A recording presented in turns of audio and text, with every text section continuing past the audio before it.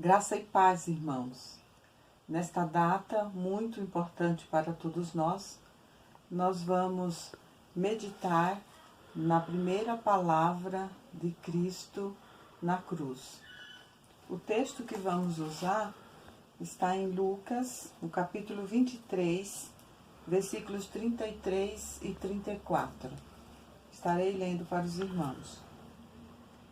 Quando chegaram ao lugar chamado Calvário, ali o crucificaram, bem como aos malfeitores, um à direita, outro à esquerda.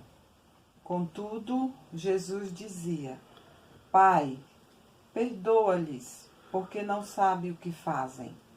Então, repartindo as vestes dele, lançaram sorte.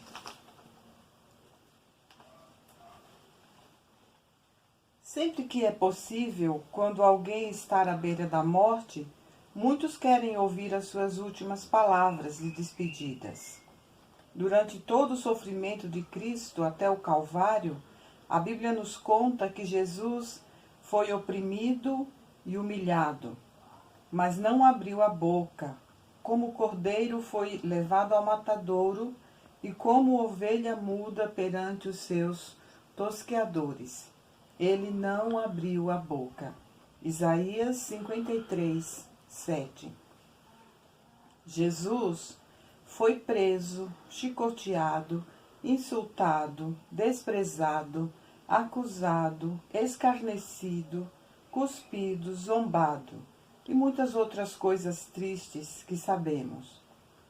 Mas durante estes acontecimentos, ele ficou calado. Agora, já no Calvário, no lugar de morte, conhecido como Caveira, lugar ermo, afastado da cidade, onde cheirava-se morte, agora, na cruz, já crucificado, o Mestre dá uma aula de prática de vida. Jesus, que iniciou o seu ministério com a oração, conforme Lucas 6, versículo 12, para a escolha dos seus discípulos, na hora da sua morte, no encerramento do seu ministério presencial terreno, ele faz uma oração. Vejamos algumas lições sobre esta oração de Cristo. Não é uma oração de reclamação ou de revolta pelo que está passando ou de um pedido de vingança pelos que estão importunando. Pelo contrário, ele se dirige ao Pai. Com toda a humildade e reverência, ele demonstra confiança ao se dirigir ao Pai, mesmo estando com as mãos e os pés cravados, com o corpo todo moído e ensanguentado. Mesmo assim, ele se dirige ao Deus Todo-Poderoso como Pai. É o Pai Celestial, Criador de todas as coisas. É o Deus Pai soberano que está no controle de tudo.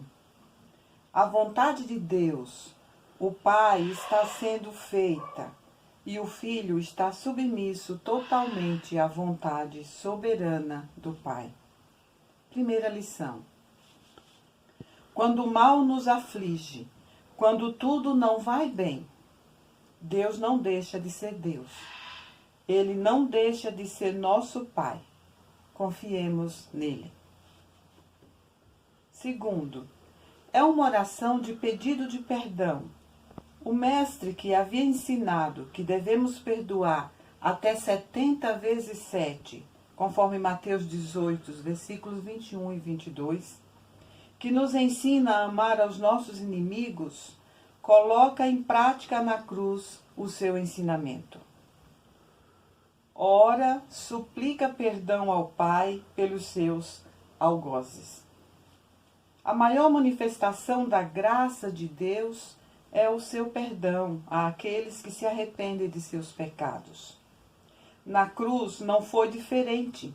Em meio a tantos sofrimentos físicos e espirituais, Jesus, carregando os nossos pecados, concede-nos a condição de nos achegarmos a Deus.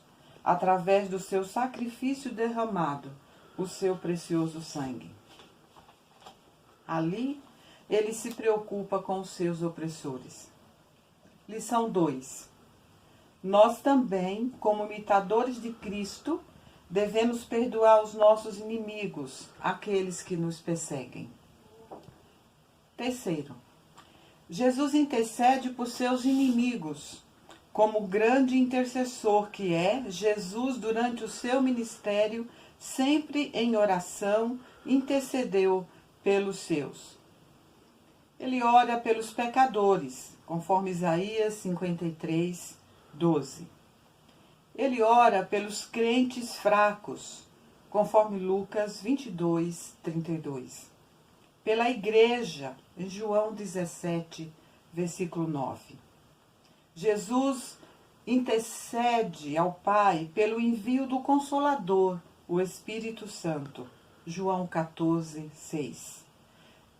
E aqui no texto que lemos, Jesus ora, intercede pelos seus inimigos, Lucas 23, 34.